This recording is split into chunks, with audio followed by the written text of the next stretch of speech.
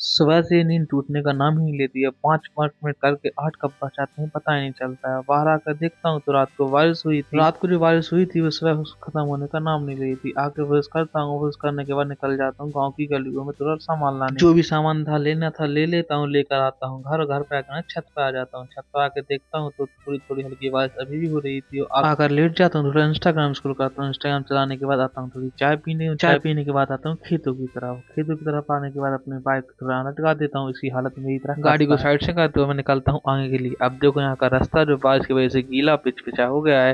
यहाँ पे गिरने का डर था, इसलिए मैं गाड़ी आगे लाया नहीं था और अकेला ही आया। अब यहाँ पानी भरा हुआ था और मुझे कहीं कहीं कुछ देखने को मिलते हैं। वो प्यारे प्यारे से पेड़ पौधे काफी अच्छे लग रहे थे, लेकिन क्या ही करें, सूख जाएंगे। बारिश रुकी नहीं थी कि दोबारा बारिश आना शुरू हो गई थी, जैसे कि हवाएं चलने लगी थी। तो मैं सोचता हूँ कि निकल लूँ घर की तरफ। और हाँ, सब्सक्राइब करके जाना। मिलते हैं कल, तब तक के लिए बाय।